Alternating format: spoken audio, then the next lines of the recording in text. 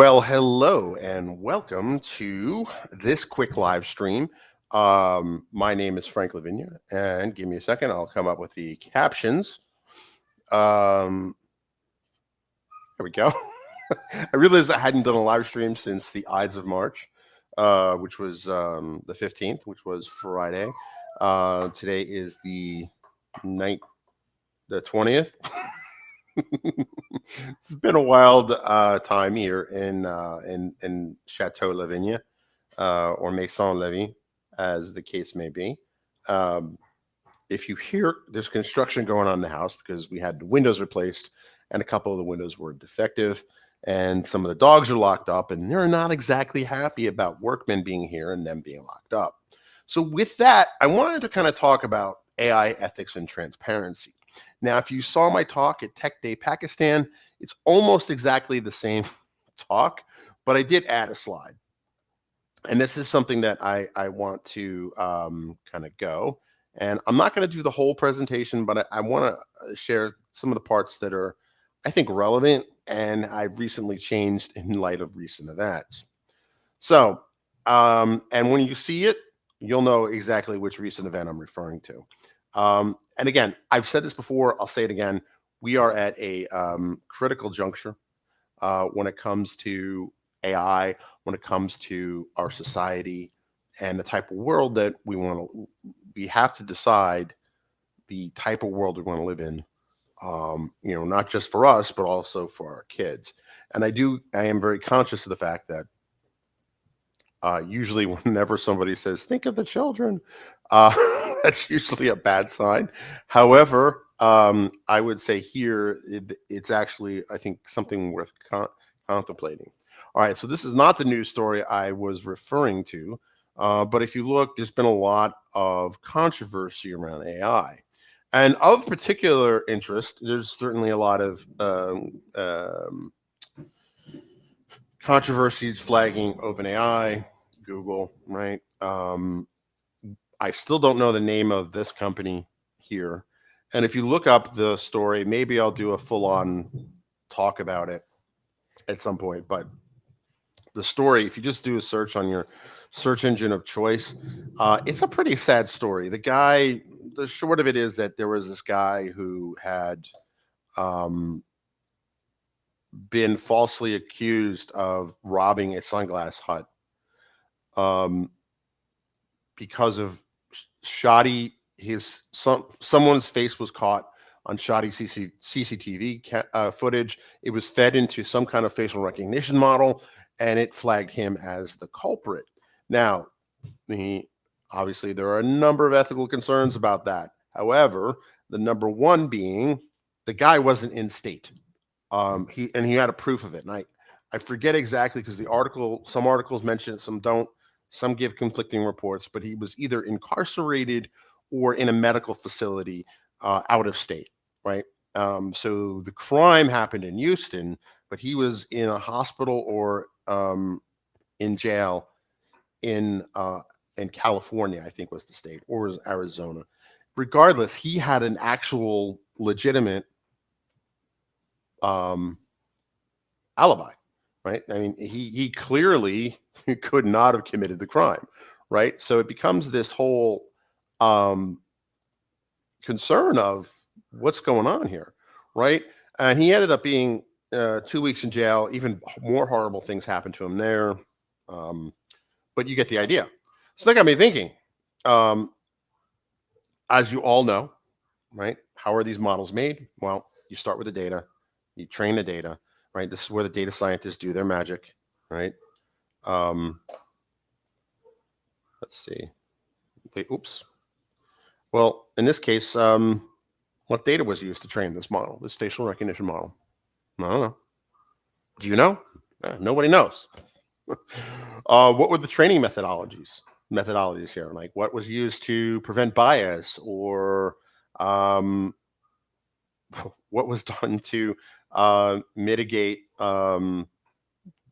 low quality camera footage, right? And you don't need great quality camera footage to do facial recognition, right? But obviously, the more points on the face you can register, the more accurate it's going to be, right? Was this I think 17 is kind of the minimum for a reliable point landmark thing. I can do a whole talk on that.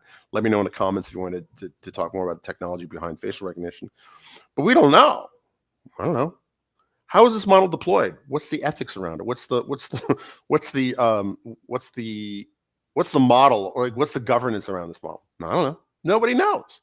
And that, my friends, is the number one problem when it comes to deploying AI. Not just ethically. Obviously, ethics is a big part of this, but in terms of legality, right? Like this guy is going to sue, right? Who's he going to sue, right? This is a big point that comes up when we talk about autonomous cars, right? You get into your autonomous car gets into an accident. Who do you sue, right? Is it the maker of the car, the maker of the software, the maker of the cameras, the people? I mean, who knows, right? This is really unknown. And then I had a conversation with someone, and they basically said, well, surely if you're using a foundation model, the foundation model owners will open up and share all this information. And I thought that was overly optimistic. And then this interview happened. And if you're not familiar, it's Mira, I think it's Myra or Mira Murati. And clearly, this is the face you make when you realize your answer opens up a lot of questions. Questions your legal department really doesn't want you to answer.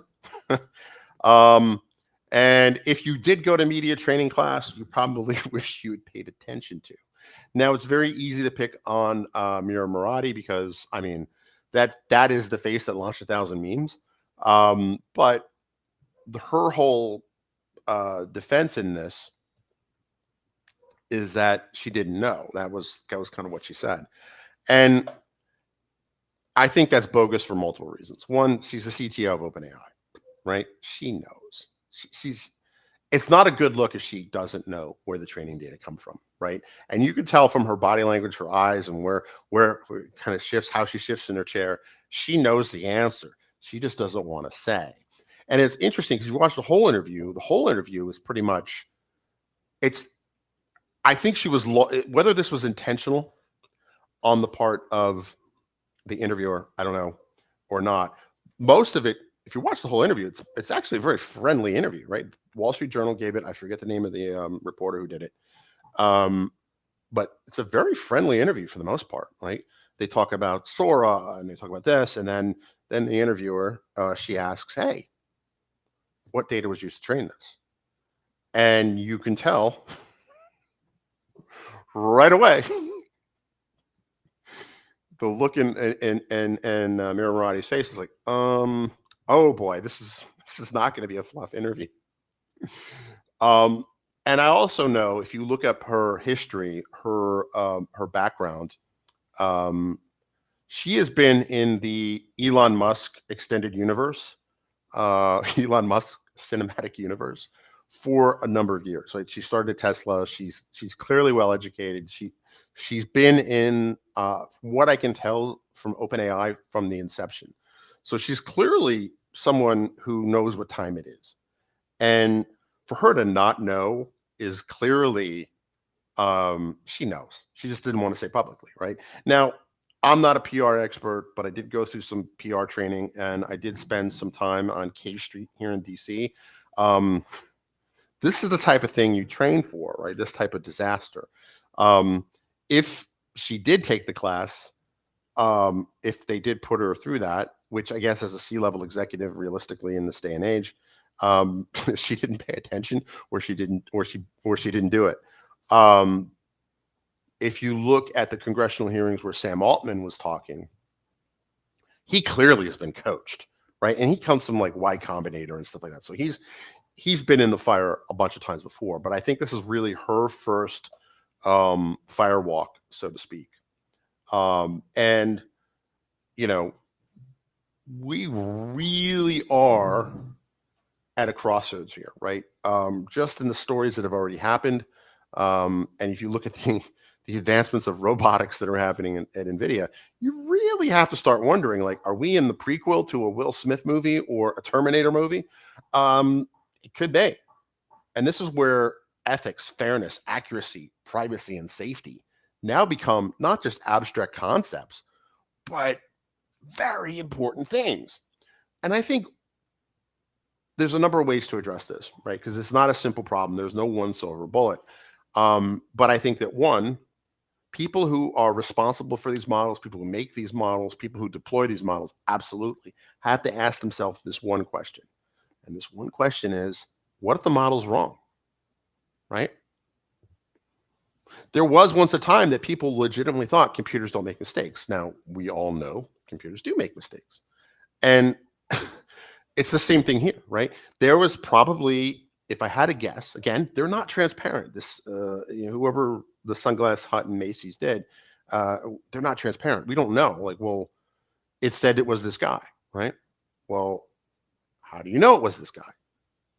How many points were made on it, right? So I think 64, 128 are the two numbers that stick out. It's been a while since I did bare knuckle facial recognition, but the idea that the more data points you have that can tell the distance between the eyes, the nose, the shape of the face and things like that, the more points you have, the more data points you can say, like, yes, this is the same person. The less that you have, the less likely it is, right, that you have the same person, right? Because, people, certain relatives, and they'll look alike. So to take the AI at face value and said, oh, the AI said, oh, it says right.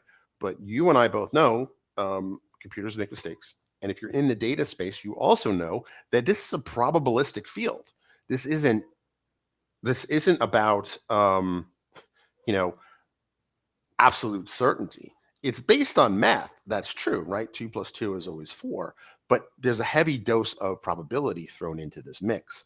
So that, I mean, just the question with this gentleman in Texas and how harshly he was treated, someone in authority should have asked at some point, what if the AI is wrong, right?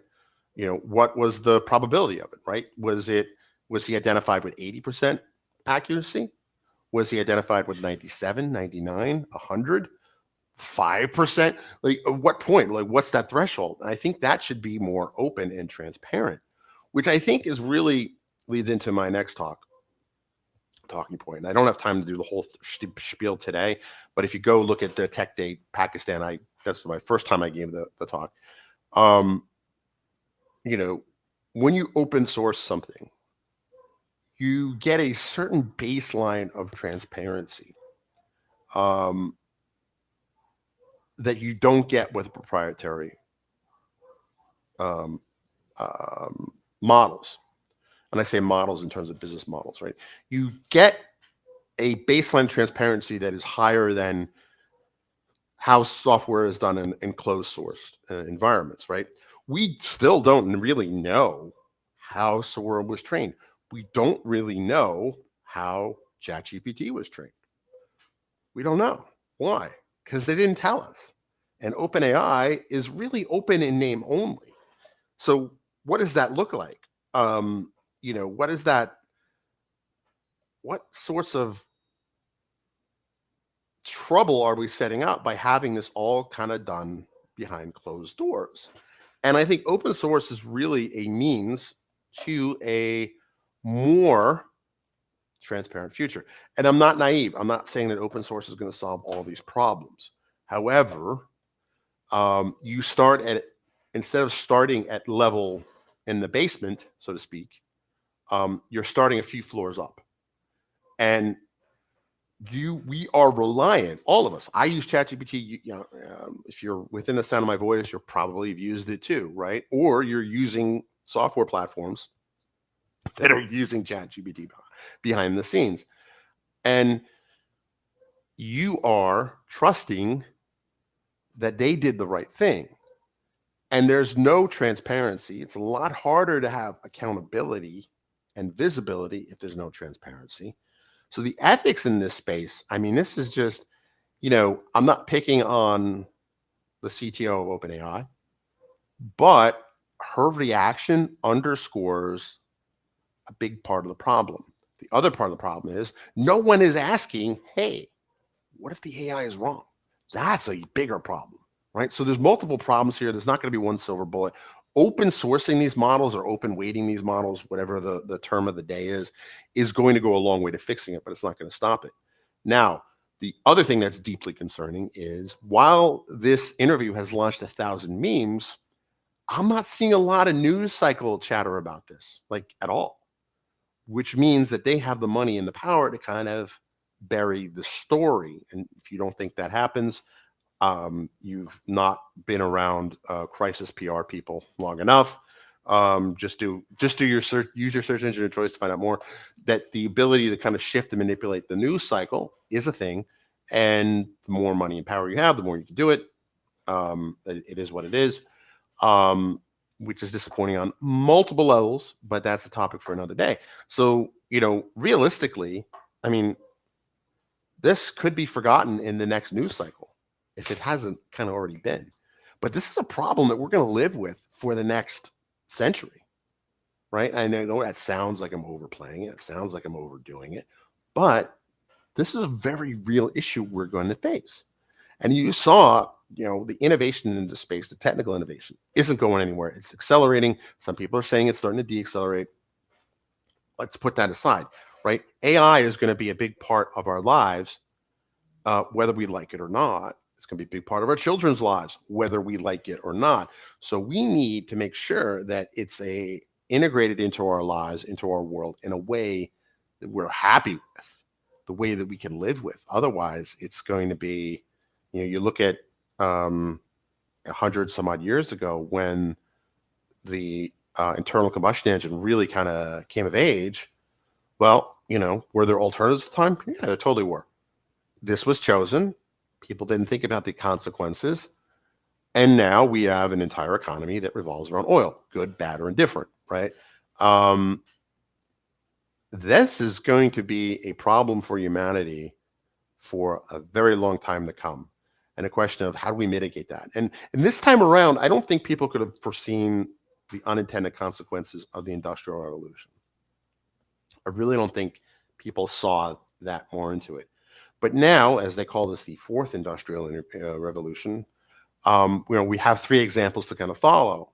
So we have a chance from learned experience, what some of the cool kids call lived experience, to understand how this works and understand what decisions we make today will echo in eternity, to quote the Gladiator movie. So with that, I am going to end the stream, and I hope you have a good day. I hope I've given you something to think about.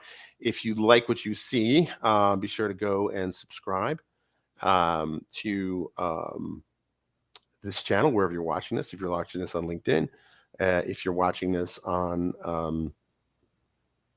YouTube, if you're watching this live, thank you. Leave a comment. What do you think? What do you think will solve our AI ethical dilemmas that or what sorts of steps should we take? I don't think we'll find one thing to solve it, but I think an open, transparent approach, as well as the understanding that AI is never 100% accurate, right? Predicting the future is hard, right? Las Vegas wouldn't be Las Vegas if predicting the future was easy. So with that, I'm going to end the stream. Thank you very much for tuning in. I see a record number of people are watching live, and I thank you for that. And I'm happy to talk more about this topic because I don't think this gets addressed enough. Just the fundamental nature of open source and how it can help us avoid or at least mitigate a lot of these ethics and fairness concerns. And, facial recognition is one of those things where I was on a call not that long ago where somebody was talking about that, was talking about, hey, we'll keep you safe if you implement facial recognition at public events and blah, blah, blah, blah, blah. And I'm like, yeah, but what's the cost there? There's obviously a privacy cost. There's obviously an accuracy cost, right? So what if someone who looks a lot like me is at a football game when, I don't know, I'm supposed to be somewhere else, right? And I get flagged somewhere in some watch list or something like that. And before you think I'm being paranoid, just take a look at human history and you'll see how power is very often abused. That is the consistent theme, right? Sadly. So how do we make sure we don't live in some kind of weird dystopian future right? Well, good news is it's being built today. So we are that generation that can have a say in this. And again, I think a lot of these problems could be solved. Not all, I didn't say all, but a lot of this could be solved or at least mitigated by saying, hey, what do we do if the model is wrong? Right? What do we do then? And no one's asking that. And I think that we really need to push on these foundation model vendors and research institutions on, hey, we need to know more about how this model was built. What was your training data, right? And I know why they're keeping the training data secret, right? They are hoping to outrun the lawsuits that are coming. My experience is lawyers usually get involved and things are going to get complicated. I think we're in the pre-Napster era. So if you're not old enough to remember what Napster was, it was a way you could download music for free, and download and share music for free. The laws were kind of vague about how that happened. There were obviously the Recording Industry Association of America had their interpretation of laws, and there was what the actual laws were. It created a giant legal mess, basically. And I think we're in that stage now. So with that, I say thank you very much for tuning in. Thank you for the record-breaking audience, by the way. Great way to kick off a Wednesday. Hope you're doing well, and wherever it is, I hope the weather is awesome and you have a great day. I'm signing off for now. Thanks for tuning in.